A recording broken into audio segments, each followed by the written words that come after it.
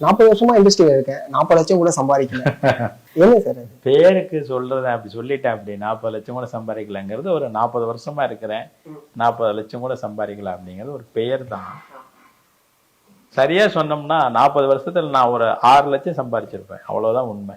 இவ்வளவு படங்கள் பண்ணி இவ்வளவு படங்கள் பண்ணி என்னன்னா அதுல எதுக்கு நான் அதை சொல்றேன்னா, சம்பாதிக்கிறதுக்காக நான் வேலை செய்யறது இல்லை. இப்ப இந்த ப்ராடக்ட்ல என்ன கிடைக்கும், எவ்வளவு லாபம் கிடைக்கும் ஒரு சோப்புல? ஒரு ஒரு 20 ரூபா 30 ரூபா கிடைக்குமா? அவ்வளவுதான் கிடைக்கும். அதுல 10 ரூபாய் என்னோட இந்த பேக்கிங்கே போயிடும்.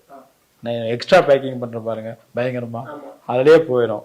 சரிங்களா? அதை வச்சுட்டு என்ன 20 ரூபாய் வச்சுக்கிட்டு நாம என்ன பண்ண முடியும்? நாம ஒரு விஷயத்த செய்யறோம், அதை சிறப்பா செய்யறதுக்காக பாக்குறோம், நல்ல விஷயத்த கொடுக்கணும்னு பாக்குறோம். இவ்வளவுதான்.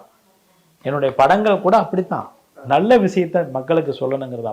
காசு பணத்துக்காக நம்ம எதுவுமே செஞ்சதில்லை, நான் செஞ்சதில்லை. இப்போ உதாரணத்துக்கு விக்ரமன் சார்ட்ட நான் கோகுலம், நான் பேசினது போலாம், புதிய மன்னர்கள், பூவே உனக்காக, இது எல்லாமே வேலை செஞ்சிருக்கிறேன். இது எல்லாமே உதவி இயக்குனர், சும்மா வேலை செய்யல, தர்மத்துக்கு வேலை செய்யல, சம்பளம் வாங்கி தான் வேலை செஞ்சிருக்கேன். அதிகமா போனா 8 வருஷத்துல அவர்கிட்ட இருந்து நான் ஒரு படங்களை பொறுத்து, இப்போ கோகுலத்துக்கு நான் ஒரு 10,000 ரூபாய் சம்பளம் வாங்கியிருப்பேன் மொத்தமா. ஓகே, அதிகமா இருந்தா வாங்கியிருந்தா. நான் பேசின பிள்ளாமுக்கு அது கூட கிடைச்சிருக்காது, ஏன்னா அது கொஞ்சம் கஷ்டமான படம். சரிங்களா? புதிய மன்னர்களுக்கு நிச்சயமா ஒரு 20,000 ரூபாய் சம்பளம் வாங்கியிருப்பேன்.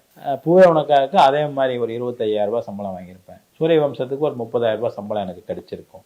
முன்னெடுத்த எண்ணெய் கொடுத்த எனக்கு ஒரு 35,000 ரூபாய் சம்பளம் ஈஸியா கிடைச்சிருக்கும். அவ்வளவுதான்.